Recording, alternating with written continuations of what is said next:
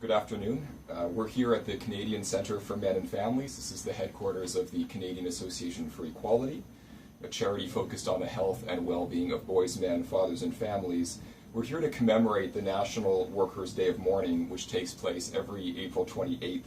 And it's a way of remembering those who have died on the job or who have suffered illness or injury in the workplace. So to begin, we're going to light 2 candles as we open today's ceremony. David?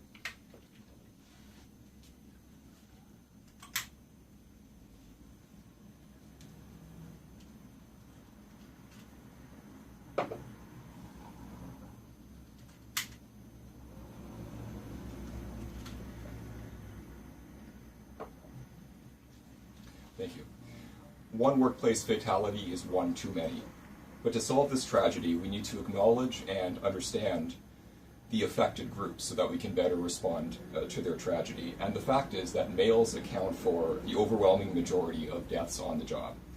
In the period from 2005 to 2015, males were 96.5% of workplace fatalities from workplace disease, and they were 91% of fatalities from workplace trauma.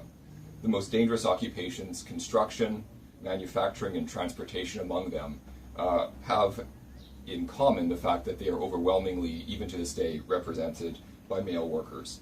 And I want to read to you a quote from one of our advisory fellows, Professor Janice Fiamengo. She's an English professor at the University of Ottawa, and this is what she had to say about how this impacted her and her family. She said, quote, "My uncle died at sea when his salmon trawler capsized in a storm. A willingness to do the most dangerous work is an aspect of men's lives, wherein their sacrifice for their families and communities is too little recognized." I think many, or even most of us, have personal stories that make this day meaningful to each of us. David Shackleton has one that he's going to share. When I was about 10 years old, my father came home from work one day with his face and his hands covered in a kind of a gel. It was scary to look at, and I asked him what had happened.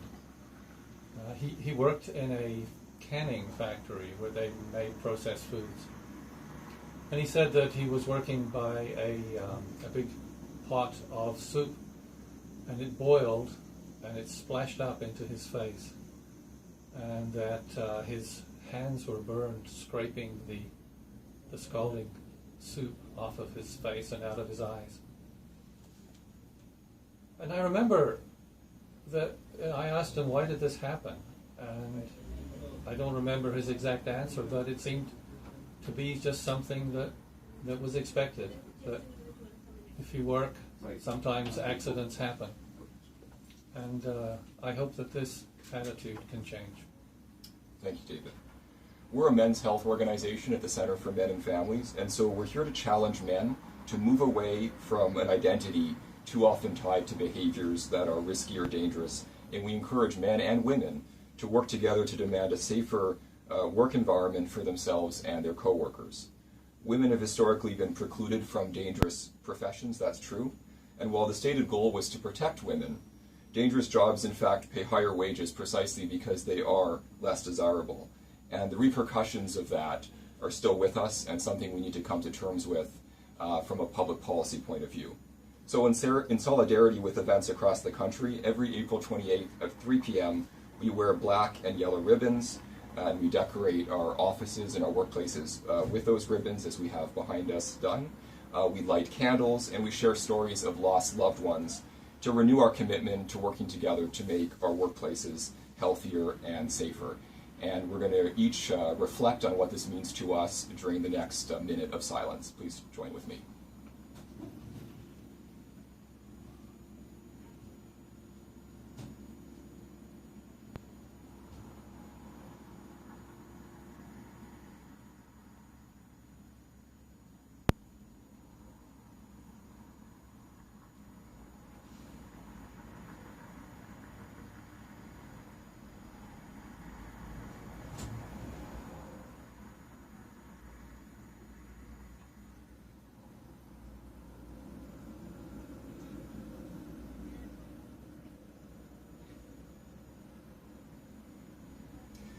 I want to thank you very much for your attention and participation today. We're very pleased to join the WSIB, the Canadian Centre for Occupational Health and Safety, and many other organizations participating in the Workers Day of Mourning today on April 28th.